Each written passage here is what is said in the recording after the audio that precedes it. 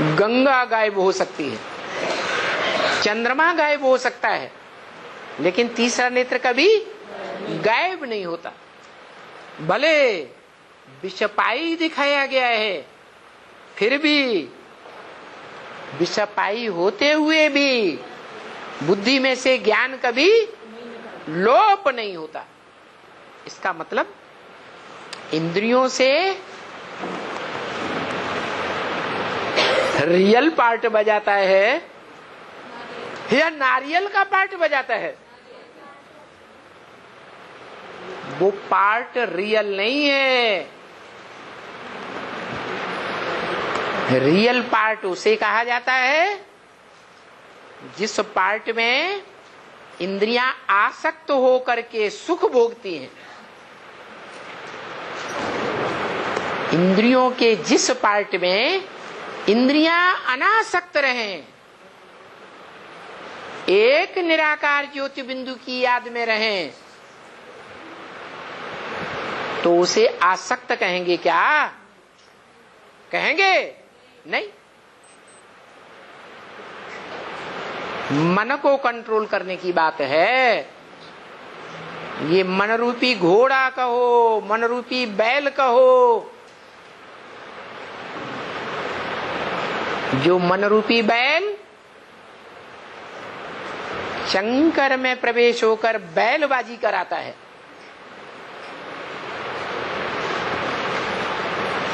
वही बैल है जो गले में बासुकी नाग के रूप में दिखाया जाता है।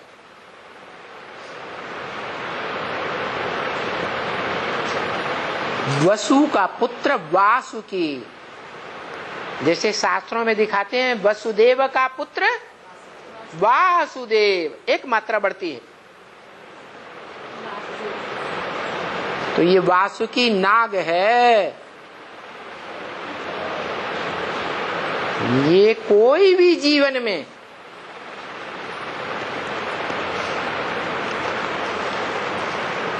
नाग की तरह बिना विष पिए नहीं रह सकता।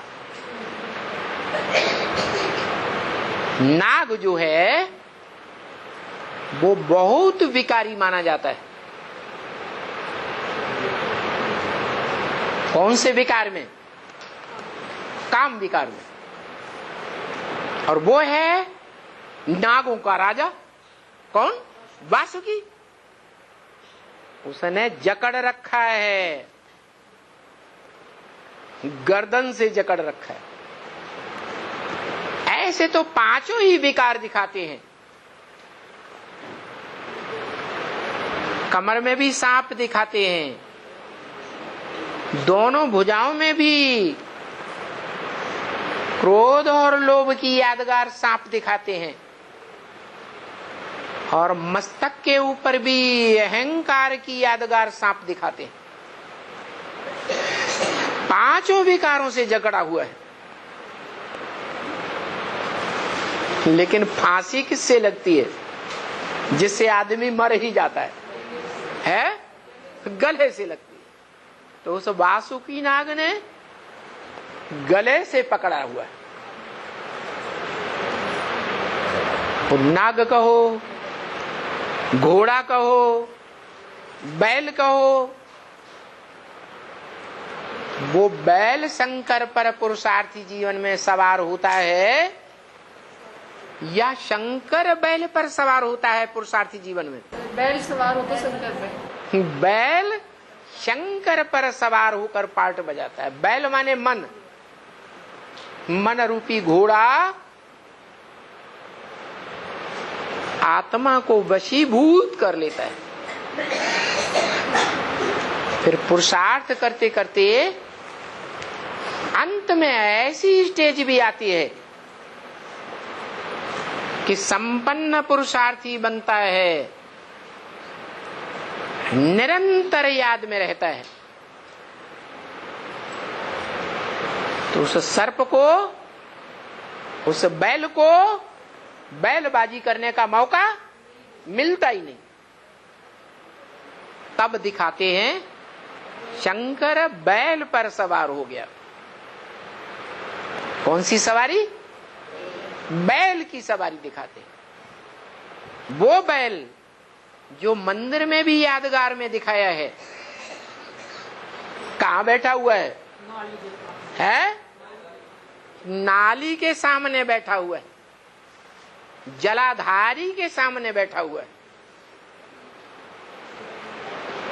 तो देखो, सूक्ष्म शरीर धारण करने पर वो आत्मा जब तामसी बनती है, उस समय ऐसा पार्ट बजाती है प्रवेश हो करके, उसको कहते हैं अधूरा चंद्रमा। अज्ञान रात का, अंधियारी रात फैलाने वाला चंद्रमा या ज्ञानी चंद्रमा?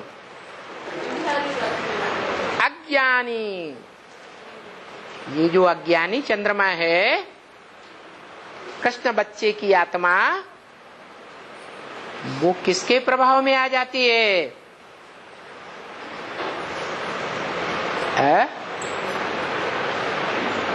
अरे हाँ, कन्याओं माताओं के प्रभाव में आती है, परछाई में आती है, तब चंद्र ग्रहण पड़ता है।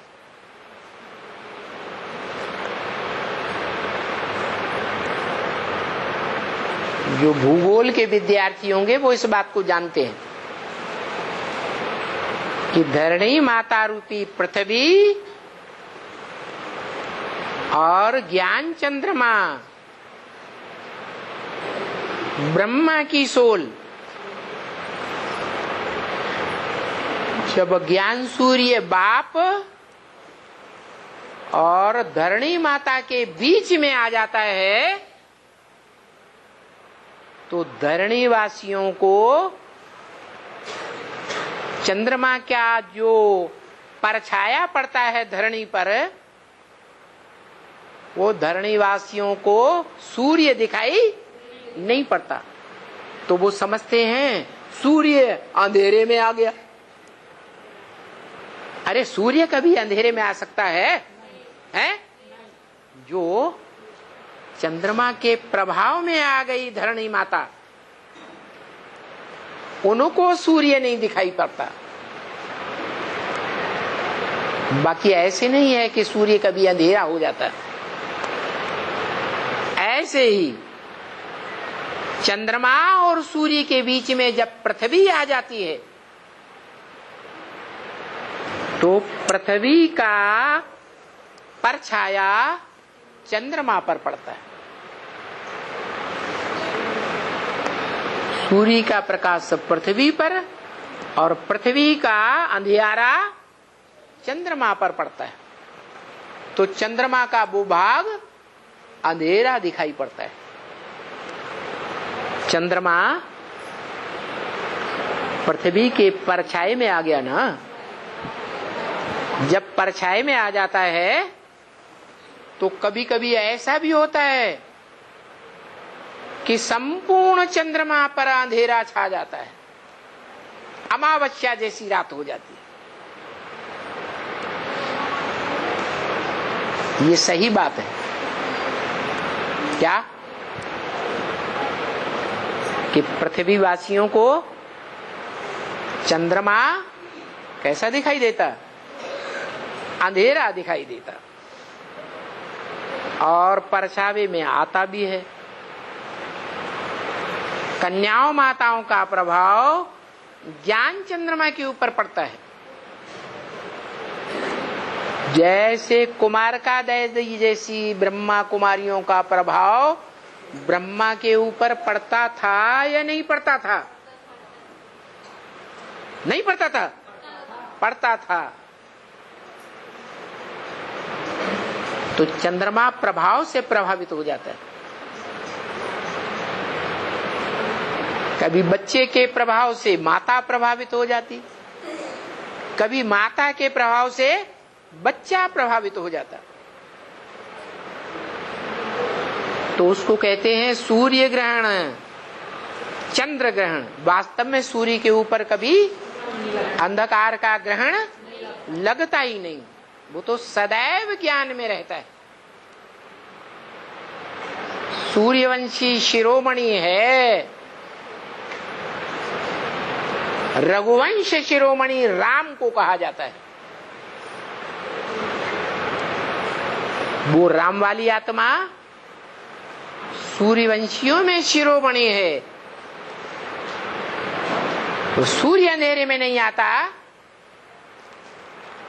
तो सूर्यवंशी अंधेरे में आएंगे नहीं आ सकते। और संगम युग में तो अंधेरे में आने की बात ही नहीं। लेकिन नंबरवार तो है, कोई 100% उजाले में रहता है, कोई परसेंटेज में उजाले में रहते हैं,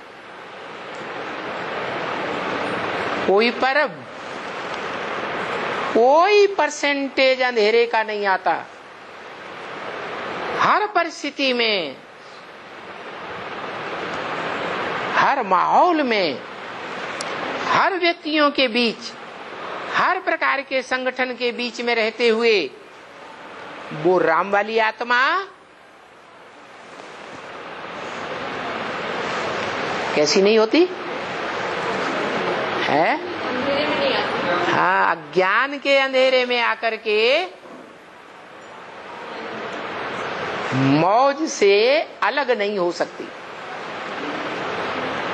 जो महावाक्य है, संगम युग है मौजों का युग या दुखी होने का युग। तो कोई आत्मा तो होनी चाहिए रंगमंच पर संगम शूटिंग पीरियड में जो सदैव मौज में रहती हो। कैसे भी अज्ञान का माहौल हो उसको ज्ञान बल से कैसा बना दे? रोशनी वाला बना दे। इसलिए बोला कि नई दुनिया आती है तो पुरानी दुनिया भी खलास होना जरूरी है।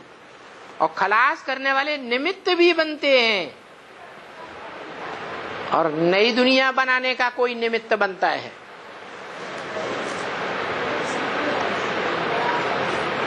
एक है नई दुनिया बनाने वाला और बाकी सब हैं मनन चिंतन करने वाले मनु की औलाद मनुष्य। मनुष्य किन्हें कहा जाता है? मनु की औलाद को मनुष्य कहा जाता है। विष्णु की औलाद को वैष्णव, ब्रह्मा की औलाद को ब्राह्मण। एक मात्रा बढ़ती है ना, ऐसे ही मनु की औलाद को मनुष्य कहा जाता है। मनु मनन चिंतन मंथन करने वालों में सर्वोपरि। तो बच्चे भी मनन चिंतन मंथन करने वाले होंगे या डम्ब बुद्धि होंगे? सब नंबरवार मनन चिंतन मंथन करने वाले प्रत्यक्ष होते हैं तो मनुष्य। लेकिन वो मनुष्य कभी भगवान नहीं कहा जा सकता। क्यों? जिसका मन चलायमान है, जिसके मन में संकल्प विकल्पों की तरंगें चलती रहती हैं, निसंकल्प ज्योति बिंदु स्टेज में स्थिर नहीं हो सकता। बिंदु रूप स्टेज में निरंतर स्थिर नहीं हो सकता।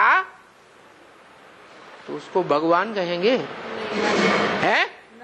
भगवान नहीं कहा जा सकता। भगवान को सोच विचार संकल्प विकल्प करने की दरकार है? नहीं है। भगवान तो असोचता को कहा जाता है।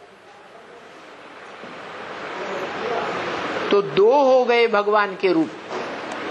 एक निराकारी आत्माओं का निराकारी बाप और दूसरा साकार मनुष्य आत्माओं के बीच में साकार मनुष्य सृष्टि का बीज रूप बाप, जो पुरुषार्थ करके अपने को याद की ऐसी स्टेज में 100% टिका लेता है जिस स्टेज में कोई भी संकल्प विकल्प नहीं आ सकता। बिंदु रूप फुल स्टॉप। तो उसको टाइटल मिलता है भगवान का। इसलिए भगवान बाप कहते हैं ब्रह्मा मुख से कि भगवान आते हैं तो क्या बनाते हैं? भगवान भगवती बनाते हैं।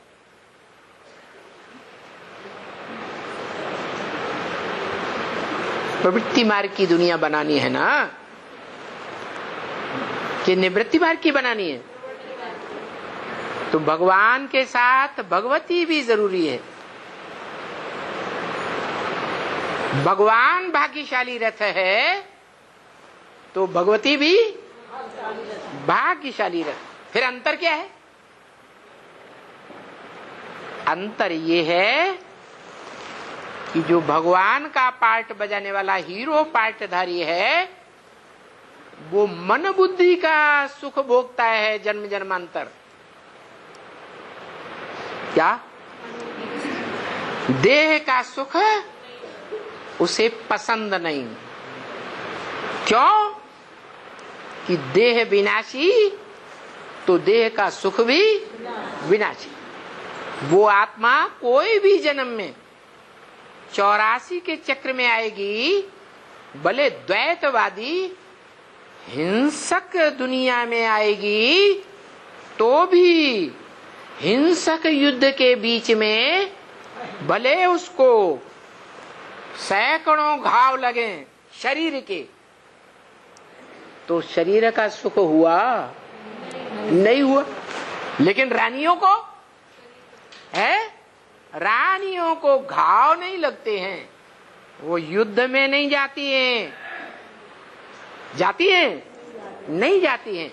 उनको तो जन्म जन्मांतर देह का सुख मिलना है, क्योंकि देह को पवित्र रखा है।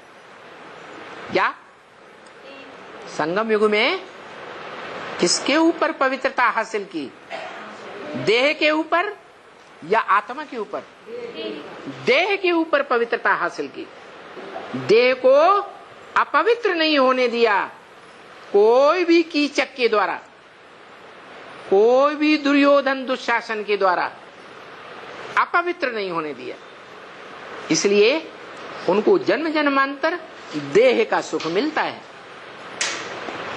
लेकिन जो मन का सुख है, क्या? स्वाधीनता, किसी के अधीन नहीं रहना। रानियों को अधीन रहना पड़ता है या नहीं रहना पड़ता? राजा के अधीन रहना पड़ता। तो वो मन बुद्धि का सुख नहीं है, देह का सुख है। लेकिन देह के सुख में भी वो नंबर 1 जो भगवान भगवती का टाइटल लेने वाली आत्माएं हैं, और उनमें से एक मन बुद्धि का भी अव्वल नंबर का सुख लेने वाली आत्मा, जन्म जन्मांतर के लिए अंतिम जन्म को छोड़कर। क्यों? कि जो कभी दुखी नहीं होगा, दुख के बंधन में ही नहीं आएगा, तो सुख को पहचानने की उसको वैल्यू होगी। दुख के बंधन में आए तो सुख की वैल्यू। इसलिए ये संसार सुख दुख का है। कोई आत्माएं ज्यादा से ज्यादा समय, लंबे समय तक इस सचिरूपी रंगमंच पर सुख भोगती हैं। इसलिए कोई मुरली में बोला है कि कोई आत्माएं 82-83 जन्म भी सुख में रहती है, सिर्फ अंतिम 1-2 जन्मों में दुख में जाती है। चलो कोई बात छोड़ दो, लेकिन तुम बच्चों के लिए तो खास बताया। तुम सूर्यवंशी बच्चे 3 हिस्सा सच रूपी रंगमंच पर सुख भोगते हो और 1 हिस्सा दुख भोगते हो। दूसरे धर्म की आत्माएं आधा सुख आधा दुख भोगती।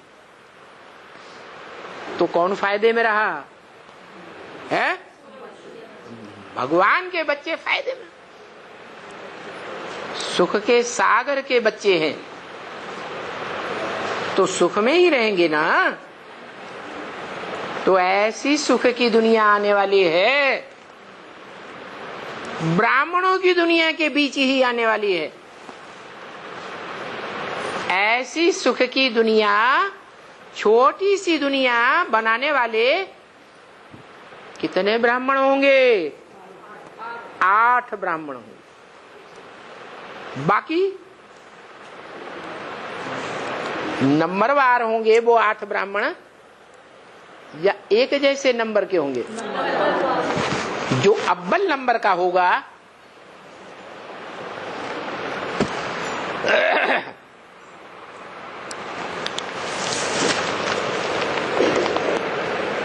वो अव्वल नंबर का ब्राह्मण अंधेरे में आएगा। महाशिवरात्रि में जब सारी दुनिया अज्ञान अंधकार में डूबी हुई होगी, चाहे बाहर के अज्ञानियों की दुनिया, चाहे ब्राह्मणों में बेसिक ब्राह्मणों की दुनिया हो, चाहे एडवांस ब्राह्मणों की दुनिया हो, सब अज्ञान अंधकार में डूब जाएंगे। तो कोई बचेगा क्या?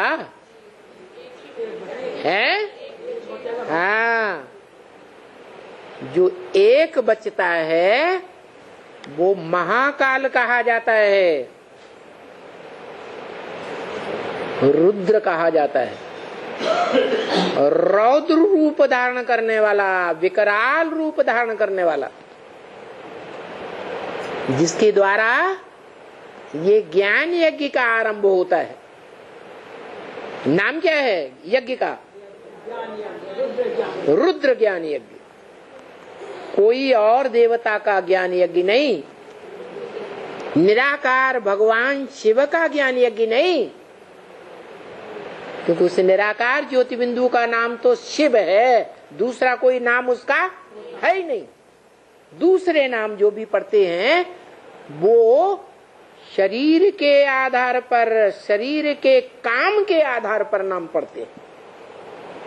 तो रुद्र नाम शरीर के द्वारा रौद्र रूप, विकराल रूप जिसने धारण किया, उसकी यादगार है रुद्र ज्ञान यज्ञ।